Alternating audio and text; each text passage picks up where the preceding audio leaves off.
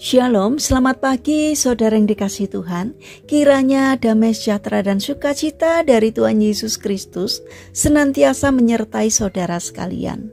Sebelum kita mendengarkan firman Tuhan dan renungan, mari kita berdoa.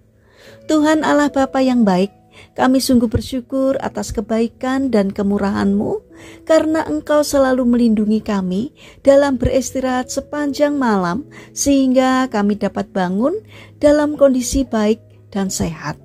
Jika sebentar kami akan mendengarkan firman-Mu, urapilah kami dengan Roh Kudus-Mu agar kami dapat mengerti dan memahami apa yang Tuhan sampaikan kepada kami. Terima kasih Tuhan, di dalam nama Tuhan Yesus Kristus kami berdoa. Amin. Saudara yang dikasihi Tuhan, tema renungan pada pagi hari ini adalah mendekatlah dan dengarkan suaranya. Bacaan diambil dari surat 1 Petrus pasal yang keempat ayat 7b. Demikian sabda Tuhan. Karena itu kuasailah dirimu dan jadilah tenang, supaya kamu dapat berdoa. Saudara yang dikasihi Tuhan, ada seorang anak muda yang bersahabat dengan seorang pengkhotbah tua.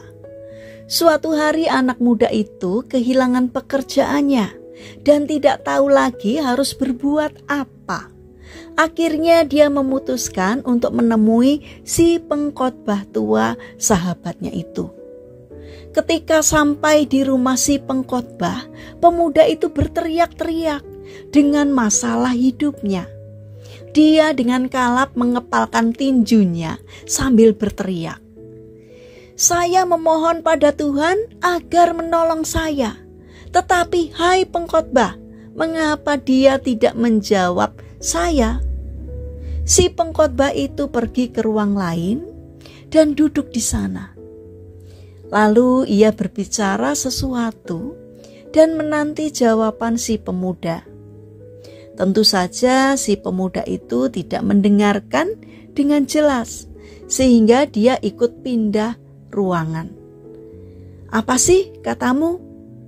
tanya si pemuda penasaran.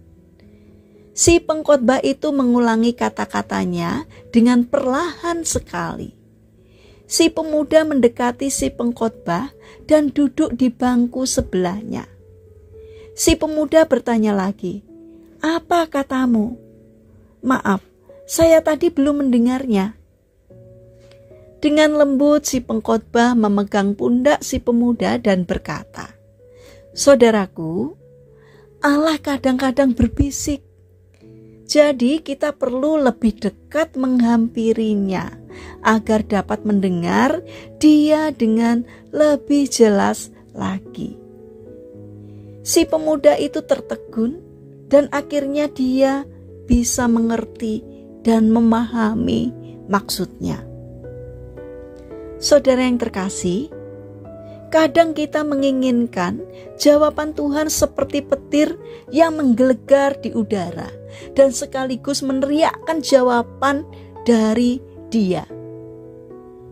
Tetapi Allah sering diam dan terkadang Dia berbicara dengan lembut, bahkan berbisik, hanya dengan satu alasan, agar kita mau menghampiri takhta kemuliaannya dengan hati yang tenang.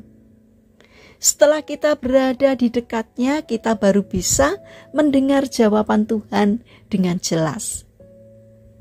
Saudara yang terkasih, indah sekali untuk mengetahui bahwa kita melakukan sesuatu yang tepat, pada waktu yang tepat, di tempat yang tepat, dengan cara yang tepat, dan bersama orang-orang yang tepat.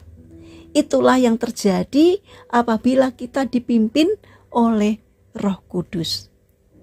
Saudara yang terkasih, ketika kita punya pergumulan hidup, datanglah kepada Tuhan lebih dekat, supaya kita bisa mendengar jawabannya ketika Tuhan berbisik kepada kita.